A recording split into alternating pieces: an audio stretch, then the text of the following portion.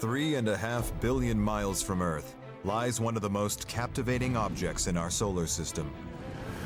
It's a tiny, icy world with the strangest atmosphere ever studied. It may have giant geysers, underground oceans. There's even a small chance it has primitive life. It's changing the way we look at Earth and our solar system. This is the former planet known as Pluto.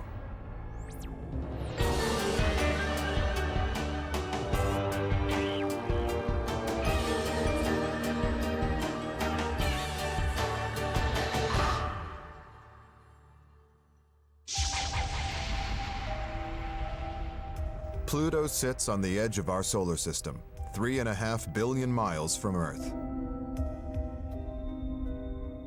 Remote but not forgotten, for generations of school children, Pluto is the 9th planet. But on August 24th, 2006, Pluto lost its planetary status. It was reclassified as a dwarf planet. Pluto doesn't care what we call it. It doesn't care whether we call it it's going to be the same object whether we call it a planet or a dwarf planet or a minor planet. Pluto has all of the characteristics of the other planets. In the same way that a chihuahua is a dog, just smaller. Dwarf planets are planets. They're a smaller variety.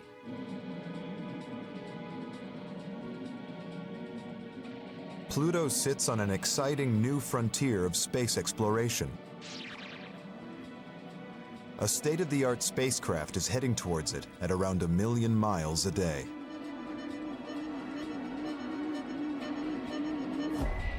Scientists hope that it will shed new light on the formation of the solar system and even the birth of our own planet. Every time we take a spacecraft and go by a new body, it turns into an entire world that is filled with fascinating phenomena that we would have never understood before. The fact that Pluto is so far away, it's so small, it's so dim, and may represent now a whole new swath of real estate worth of objects, tells us that Pluto has a lot in store for us to learn about it. Our story starts with Pluto's discovery. By the early 20th century, 8 planets have been discovered. Many assume that Neptune is the outermost. But astronomer Percival Lowell is convinced there is another planet out there, a massive planet whose gravitational pull is disturbing Neptune's orbit. He calls it Planet X, but it proves elusive, and for good reason. The giant planet theory is wrong. The original motivations for searching for Pluto were based on bad data, basically. They just didn't have enough information then and good enough data to really solve this problem. By 1929, astronomers at Lowell's Observatory outside Flagstaff, Arizona, had been searching for Planet X for 14 fruitless years. 23-year-old amateur astronomer Clyde Tombaugh joins the team and is given the painstaking task of comparing vast numbers of star-like objects. Tombaugh captures the images onto large photographic plates using a 12-inch telescope, small by today's standard. He's looking for tiny points of light that have moved across the night sky. Stars remain fixed while planets move. Tombaugh continues the search for over a year. Then, examining the plates taken on the 23rd and the 29th of January 1930, a faint object catches his eye. Flicking between these two images, he sees that the object appears to have moved. He checks and rechecks, making sure it isn't a comet or a blemish on the plate.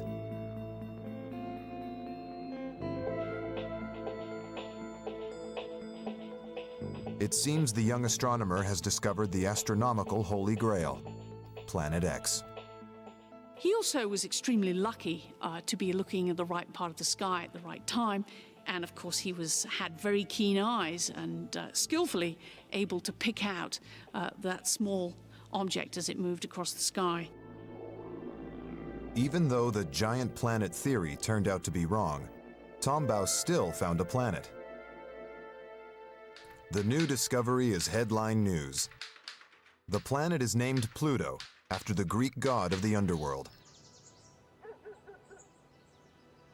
Based on their original miscalculation, they believe Pluto is bigger than Earth. Pluto officially becomes the solar system's 9th planet. Today, over 70 years later, Pluto is still pushing Lowell's modern telescopes and leading astronomers like Mark Buie to the very limit of their abilities. Even with modern day tools, it's a difficult job to find these objects, and you have to look at a lot of sky, a lot of data, use the computers, use all these tools, and we work down at the very limits of what our data and our telescopes can do. For decades, even the most basic questions about Pluto remain shrouded in mystery. And the most basic of all, its size. The breakthrough comes in 1978 with the discovery of Pluto's largest moon, Charon. It was a stroke of luck, as no one thought Pluto had any bodies nearby. Astronomers were able to estimate Pluto's mass by looking at its gravitational influence on Charon. Now we know what the mass of Pluto is, and all of a sudden it goes from this vague, poorly known place to now you know something about it and can start putting it in context. The results are surprising. Pluto is not larger than Earth.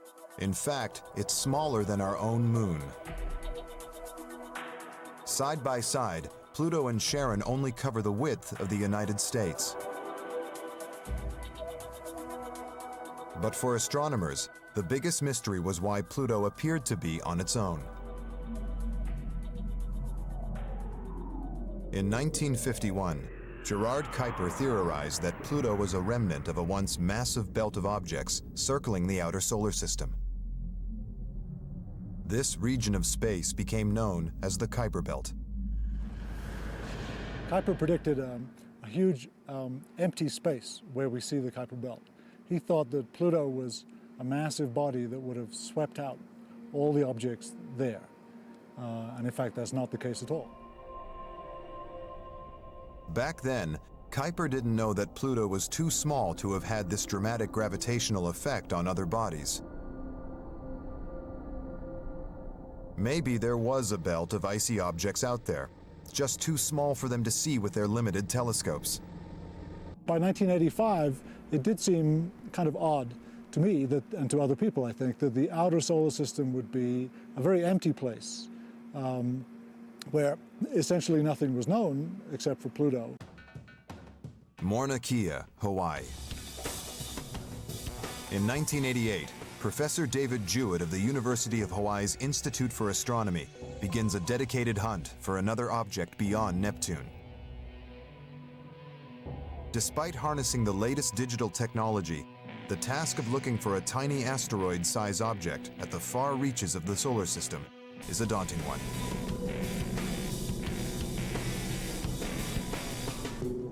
A bit like finding a grain of rice on a mountainside, as Jewett demonstrates. To give you an idea for the scale of the Kuiper Belt relative to the orbits of the planets, I've laid out the solar system using various kinds of fruit and vegetables. So we have a ball to represent the sun. Next to the sun, which is the center of the solar system, we have the rocky planets. So we have to go out to 5 astronomical units, 5 AUs, to find Jupiter, the biggest thing in the solar system except for the sun. Then we go out from Jupiter is Saturn, located at 10 AU. Out from Saturn is Uranus at 20 AU. Uranus is the first of the ice giant planets, and Uranus has a near twin. It's called Neptune. Neptune is over here at 30 AU. And then just beyond Neptune comes the famous Pluto, represented here by a tasty macadamia nut. And Pluto moves in and out from the sun, but it's roughly located at 39 AU. So we'll put that back where we find it. Kuiper Belt starts roughly at the orbit of Neptune and goes out to larger distances. So we can represent that by grains of rice from this bag, which I'll drop on the ground, These are Kuiper belt objects falling in space, and here they go, but in fact they go very far out. They go out in this direction, and in fact it goes out so far that I can't throw it far enough. It goes out to the hill in the distance, far beyond me. But in 1988, all this is speculation. It's just a theory. There's no hard evidence of other objects in the Kuiper belt. Dave Jewett continues believing there have to be more Kuiper belt objects out there, somewhere. For 4 years, he toils in the thin air of Mauna Kea's high-altitude observatories. He has no idea how big or bright any of the objects might be. Then in late November 1992, he and his colleague Jane Liu spot a faint moving dot in the sky. It was a very, very definite object, far above the noise, far above the threshold of uncertainty. We're completely sure that we found the first really slow-moving thing in the solar system since Pluto.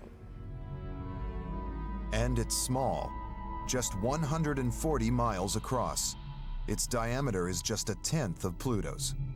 If we were able to find one body in 0.1% of the sky, which was the case, then we knew there must be something like 1,000 times more objects than we'd found.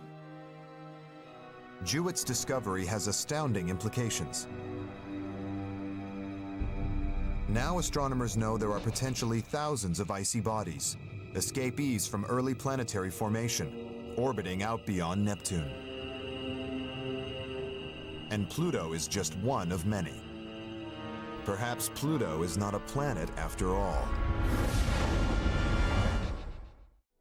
The discovery of thousands of objects in the Kuiper belt opens up a whole new realm of planetary possibilities. Pluto no longer marks the edge of the solar system. There are hundreds of objects in the Kuiper belt waiting to be identified, and astronomers are scrambling to find the great prize, an object bigger than Pluto. In 1998, Professor Mike Brown at the California Institute of Technology joins the hunt.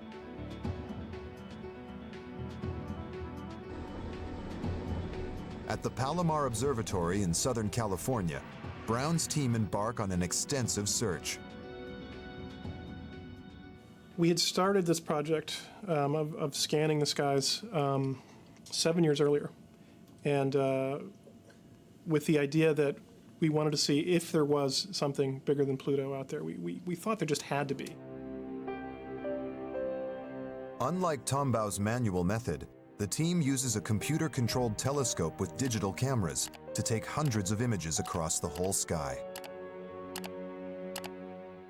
Clyde Tombaugh used photographic plates, and he would take 2 photographic plates and compare them and look for something that moves. We now use the digital cameras instead, and the computer does most of the work that Clyde Tombaugh did. On October 21st, 2003, the computer records a snapshot of space and gives it a code: 2003 UB313. But with such a backlog of images, 2 years pass before Brown has a chance to review it. Like Tombaugh, it's now down to his skill and judgment to spot one significant object among thousands. And suddenly this big bright object appears on my screen, and my very first reaction, what did I do wrong? Something must be wrong here. This can't be right. And I checked everything, and realized, no, this is really there. And I immediately picked up my phone and called my wife and said, hey, I just found a planet. 2003 UB313 is around 70 miles wider than Pluto. And though it's 3 times further out than Pluto, it's one of the brightest bodies in the Kuiper belt. Astronomers call it Eris. We knew immediately, once you start discovering other objects beyond Neptune and look at the distribution of their sizes and the rate at which you're discovering, it was just a matter of time before you would find one larger than Pluto. And in fact, that's happened. I never actually really thought we were going to find that one bigger than Pluto, so it was sort of a fun moment. For Brown, Eris is the discovery of a lifetime. For Pluto, the implications are serious. No longer alone, and not even the biggest or brightest body beyond Neptune, can we still call Pluto a planet? One of the first to publicly question Pluto's status was director of New York's Hayden Planetarium, Dr. Neil deGrasse Tyson. We first opened to the public in the year 2000, not including Pluto among the ranks of the other principal objects in the solar system. And we got raked over the coals by the New York Times had a page one story saying Pluto not a planet, only in New York. Okay, and then I got like hate mail from third graders, ever since. Tyson leaves Pluto out from the display because it doesn't fit into his two main planetary categories: the inner rocky planets and the outer gas giants. Pluto's always been a curious object, primarily because we've known so little about it. Defining a planet is not as simple as it seems. Take Neptune's moon Triton, for example. Although it's 40% bigger than Pluto, Triton is just a moon. After much deliberation, the International Astronomical Union came up with a new definition. Planets now have to meet three basic criteria. They have to have sufficient mass for gravity to contract them into a sphere. They have to orbit the sun and not some other body, or else they would be moons.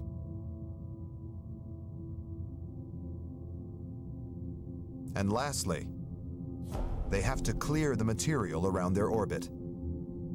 Unfortunately, Pluto fails to meet one of the criteria. It does not clear the neighborhood around its orbit. On August 24, 2006, Pluto is reclassified as a dwarf planet. The word planet hasn't been defined since ancient Greece. Back then, there were 7 planets: Mercury, Venus, Mars, Jupiter, Saturn, the Sun, and the Moon. And it was never redefined to accommodate our new understanding of the solar system. Pluto may have lost its planetary status, but it hasn't lost its intrigue. The more scientists learn about Pluto, the stranger its story becomes. Unlike all the other planets, Pluto's surface is covered with exotic ices, such as frozen nitrogen and methane. There are at least 3 moons orbiting Pluto, a planet 2,000 times less massive than Earth. And Pluto's eccentric orbit is more like a comet's. For almost 60 years, it was also impossible to tell whether Pluto had an atmosphere. And when scientists finally get a chance to look, they discover something remarkable. Pluto's atmosphere is unique in the solar system. It's causing the planet to shrink. Pluto, once an isolated planet, the 9th in our solar system. Now stripped of its planetary status, Pluto is just one of thousands of icy bodies in the solar system's furthest reaches. It might not be alone, it might not be a planet anymore, but Pluto is still intriguing. And as scientists unlock the mysteries of Pluto, they're discovering a world full of puzzles and surprises. Astronomers figured out that Pluto was cold and that its surface was encased by ices, but for 58 years, they couldn't tell whether it had an atmosphere. No telescope on Earth was powerful enough to confirm this basic phenomenon on an object 3.5 billion miles away. Even using the most powerful telescope available to astronomers, the Hubble Space Telescope, which is a fantastic instrument, Pluto just looks like a barely resolved, very pixelated object. We just can't see much detail. On June 9, 1988, NASA's Kuiper Airborne Observatory takes to the skies. Astronomers board this specially equipped high-altitude plane on a journey to the Earth's stratosphere. Their mission is to search for evidence of an atmosphere on Pluto by observing a strange celestial phenomenon. The only way to identify an atmosphere on a remote body like Pluto is to observe it during a type of eclipse known as an occultation.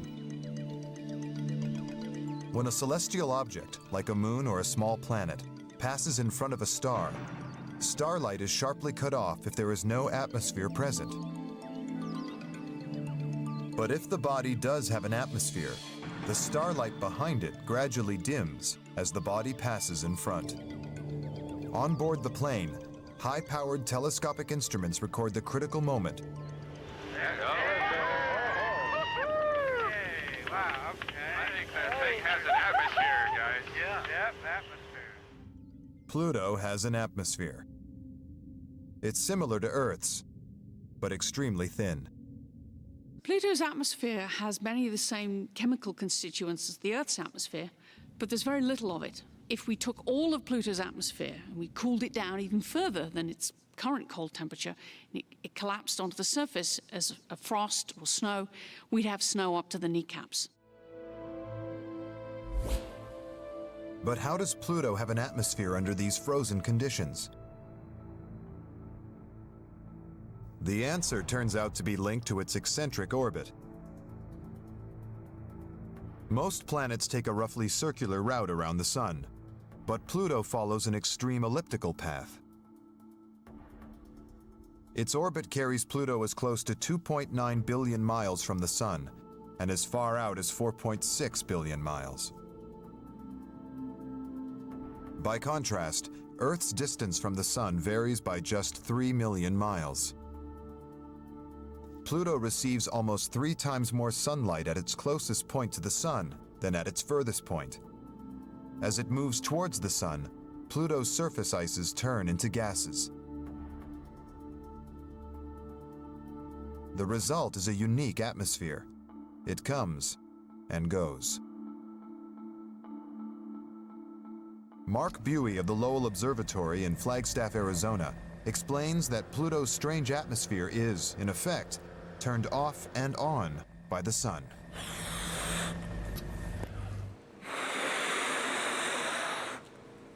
This is a little bit like what the atmosphere of Pluto might be like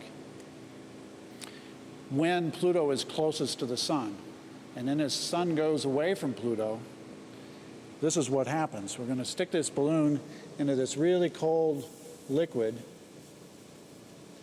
and the balloon starts to collapse and shrink and get smaller and smaller and smaller as the pressure of the gas inside goes away. And hold it here long enough, and now I have a totally collapsed balloon. Now you'll notice as I pull it back out, it's starting to warm up again. There's actually liquid air inside there. And the gas starts to expand and swell up.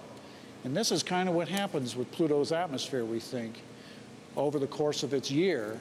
At perihelion, or when it's closest to the Sun, you have this big atmosphere, and then when it gets furthest away from the Sun, the atmosphere shrinks and could maybe even disappear entirely. No other known body has such a radically fluctuating atmosphere. And the more scientists study it, the stranger it becomes.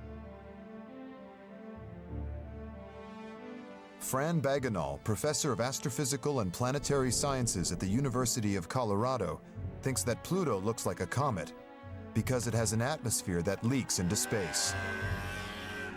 Pluto's gravity is so weak that its atmosphere stretches hundreds of miles above the surface. Similarities with the comet are that the weak gravity of Pluto allow the atmospheric gases to escape. And so, as Pluto gets closer to the Sun, you have greater evaporation and more material escapes. Indeed, it looks very much like a comet in that respect.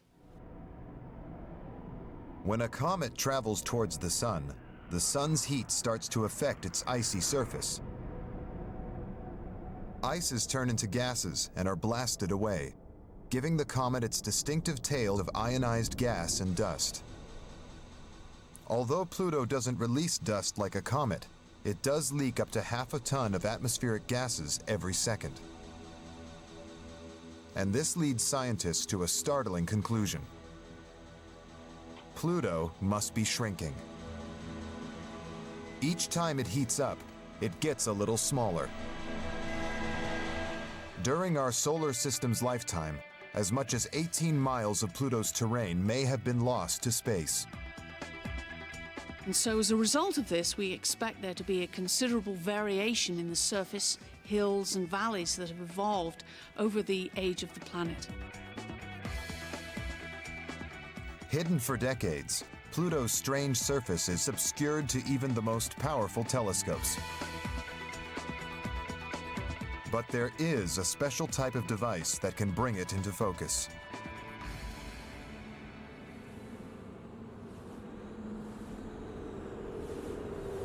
The infrared spectrometer reads the distinctive reflective signature of Pluto's surface.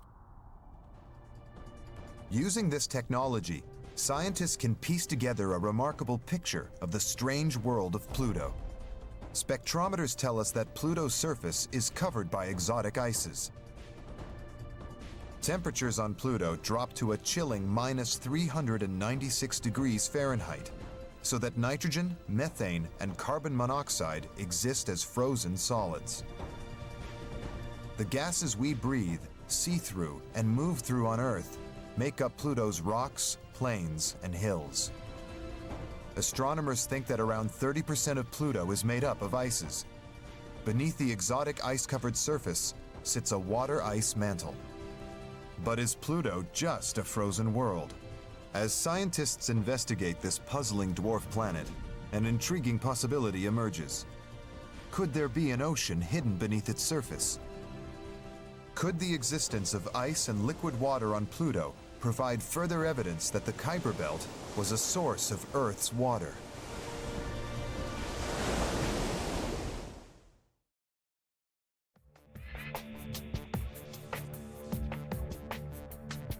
Scientists believe that Pluto-like worlds may have played a fundamental role in bringing water, the vital ingredient for life, to Earth.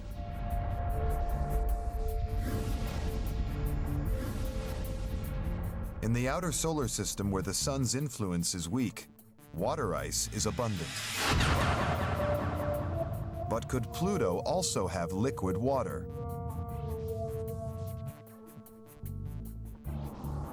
Professor Bill McKinnon of the Washington University in St. Louis thinks so. He believes that beneath Pluto's frozen surface, there could be an ocean. McKinnon believes that water on Pluto could exist in liquid form due to the presence of ammonia, which acts like antifreeze. If he's right, water could remain liquid at temperatures far lower than those of the Antarctic. Bodies like Pluto can actually have oceans. Not oceans on the surface like on the Earth, but oceans down below. And I have basically Pluto right here in this glass, and I can add the water and something like ammonia that would be inside Pluto. Add ammonia to water, and the freezing point plummets to nearly minus 142 degrees Fahrenheit. And to make it look more oceany, although we have no idea what the color of Pluto's ocean would be, we'll add some food coloring. Now out there in space, you're a long way from the sun, so it's cold. And so the top will freeze, like on a lake or in the Arctic, and you'll actually start freezing from the top down, and you'll make a thicker and thicker layer of ice, and I'll start it off by adding some ice at the top, which will float. And then, because we can't actually go into deep space, we'll put it in the freezer. But I put an earlier version of this a couple of hours ago, and this is sort of what you'd actually get. You'd actually see an icy layer floating on, I can jiggle it a little bit, a liquid layer that actually won't freeze. After 2 hours in the freezer, the ammonia keeps the water liquid. But turn the temperature down below minus 142 degrees, and even ammonia-rich water freezes. On Pluto, surface temperatures are a mind-numbing minus 390 degrees Fahrenheit. At temperatures this low, every drop of water should freeze. So for water to remain liquid under the surface, there must be another force at play. a force that scientists believe lies deep inside Pluto's inner rocky core. Here there may be radioactive substances which generate heat as they decay. This heat could raise Pluto's subsurface temperatures to the critical level where ammonia-rich water can exist.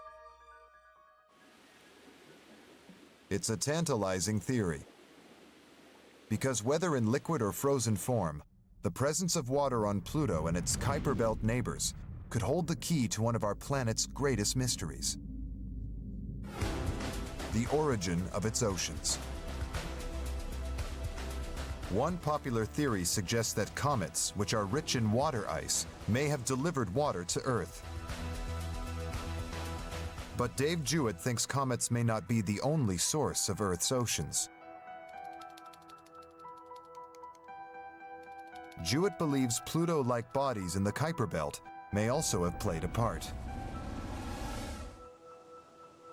It would take roughly 1 billion average-sized comets to deliver Earth's water, or one single ice ball 600 miles across.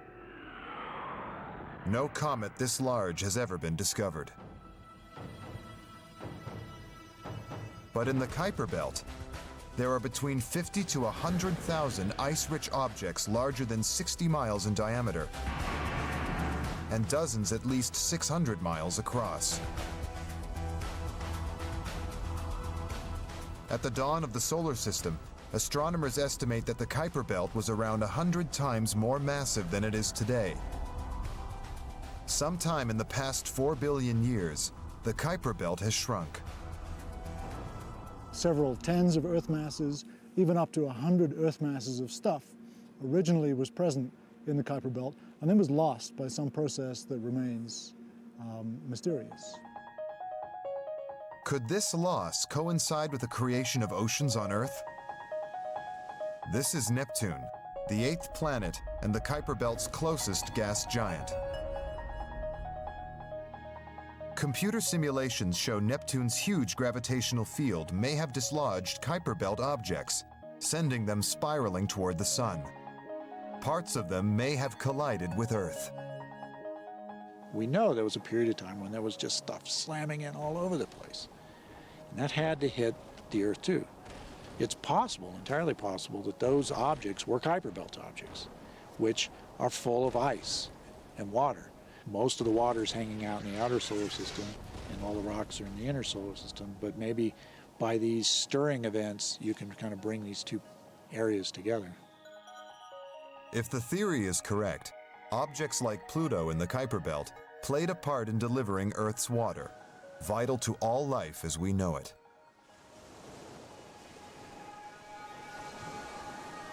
Pluto is slowly yielding its secrets, shedding new light on our solar system. But incredibly, almost 80 years after its discovery, we still don't really know what Pluto looks like. Despite powerful modern telescopes, there are no detailed images of Pluto.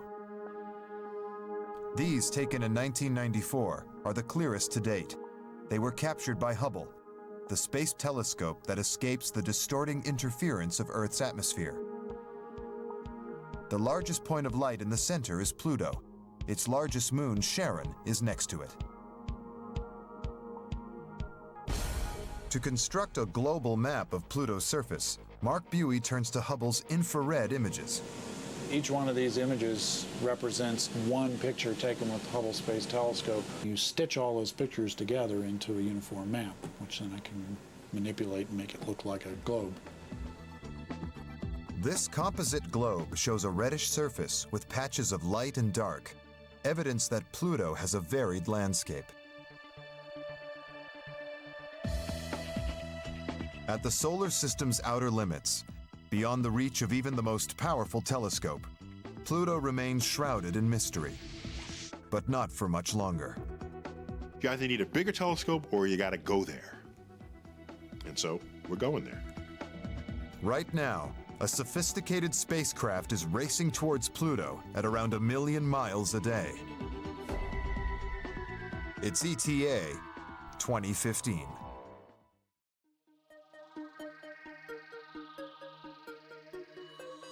January 19th, 2006. The Atlas V rocket blasts off from Cape Canaveral, Florida. On board, the New Horizons spacecraft. It's on a 9-year journey to Pluto and the Kuiper belt. This is a voyage into the unknown.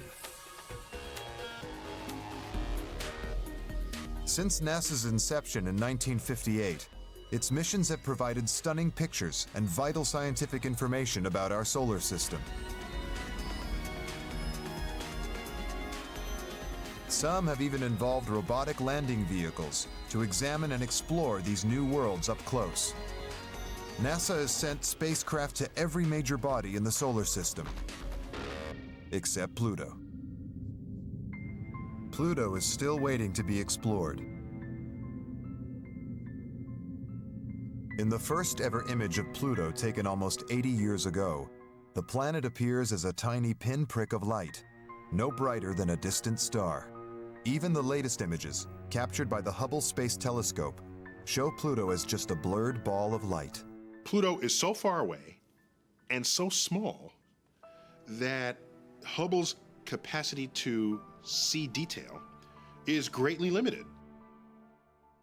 To get a sense of what it's like to try and see Pluto, the best thing to do is to think about if you were to look at a ping pong ball, someone was to carry it 25 miles away. An important clue to Pluto's appearance comes from data gathered by another mission to the outer solar system. In 1989, NASA's Voyager 2 skimmed past one of Neptune's 13 moons, the mysterious Triton. This flyby provided astronomers with a tantalizing glimpse of what Pluto might look like. This icy moon, this large icy moon, that's very much a companion to Pluto, similar size, similar part of the solar system, and maybe had a very similar origin. Astronomers theorize that many billions of years ago, Neptune slung Pluto outwards and dragged Triton towards it, taking it captive as a moon. Triton is just like Pluto, but it got captured by Neptune billions of years ago. If we were to fly over Pluto, we would see impact craters and volcanic calderas or collapsed craters and maybe even active venting or plumes, because we see these things on Triton. Triton's strange landscape suggests that Pluto could be a dramatic place. And on Triton, the most dramatic features of all are geysers. Voyager 2 captured these remarkable images, evidence of geysers that last for up to a year and spurt gas and dust up to 5 miles high. If there are similar geysers on Pluto, astronomers predict that they would be driven by the sun.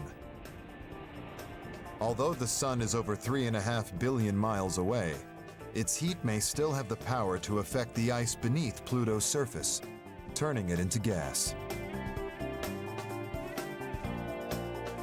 Pockets of subsurface gas would build up and eventually burst through Pluto's frozen surface as geysers. Will Grundy demonstrates how even a small increase in temperature produces a large geyser. Okay, we're going to put liquid nitrogen into this plastic bottle, and it's very cold at 77 degrees above absolute zero. So as soon as it comes into contact with the hot environment here with the sun shining and the warm air, it starts boiling like crazy. And as it boils, it's going up into gas, giving off a huge amount of gas. And as soon as I screw the lid on, the gas has nowhere to go except up the tube in the lid and out through this cooler full of ice to form our simulated geyser. And here it comes. On the surface of Pluto, don't know what the scale of those geysers would be, whether they'd be very small like this one or maybe a kilometer tall. Such mysteries will be solved on New Horizons' arrival in 2015. The spacecraft's camera has already been tested 6 months into its epic journey, capturing perhaps the greatest volcanic eruption ever witnessed in space. 76 years after Pluto's discovery, and after 17 years of research and development, NASA's New Horizons spacecraft sets out for Pluto. Traveling at around 1 million miles a day, it's on a 9-year, $700 million journey to reach Pluto and reveal its secrets. New Horizons chief scientist is Hal Weaver. Yeah, where we are right now is mission control for the New Horizons mission to Pluto. This is where we watch all of the activities that are occurring on the New Horizons mission. We have over here to the left a depiction, a software prediction of exactly where the spacecraft is, where it's pointed. You know, we're following it on its path to Pluto.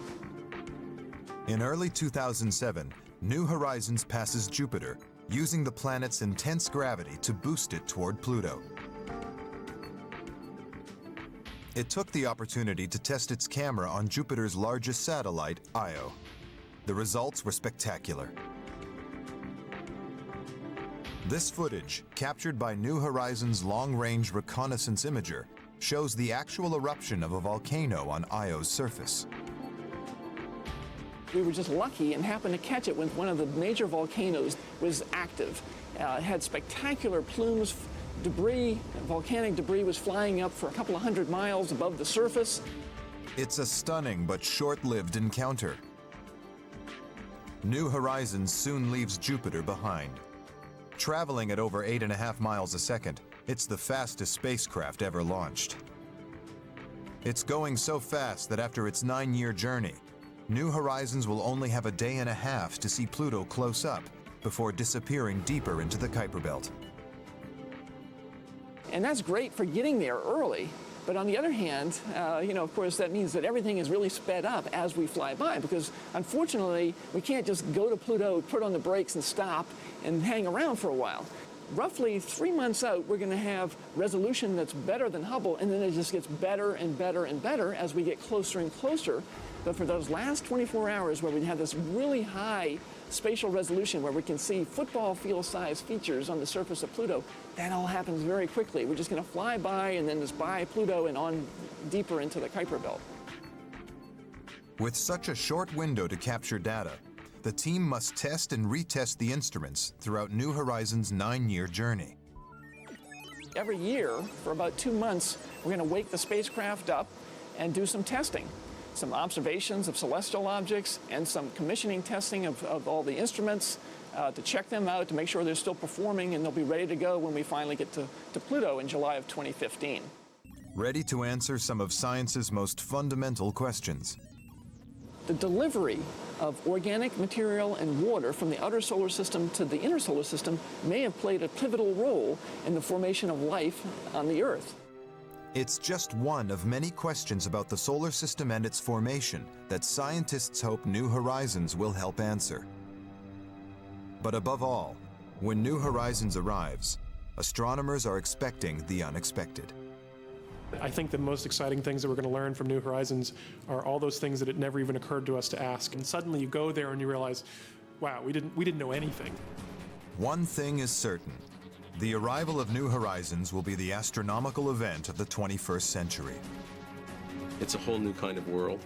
It's a planet I think everyone has tried to imagine. It's a frontier world. It's going to be the cover of the Rolling Stone. And perhaps most fittingly, the spacecraft carries the ashes of the man who started the journey to Pluto almost 80 years ago, Clyde Tombaugh. This is a journey to one of the solar system's most puzzling, most mystifying worlds. Once the 9th planet, now a dwarf planet, an isolated oddity that became one of many. A frozen wasteland that could be home to giant geysers and underground oceans, and even possibly to primitive life. With so many twists to Pluto's story, who knows what surprises lie waiting to be discovered?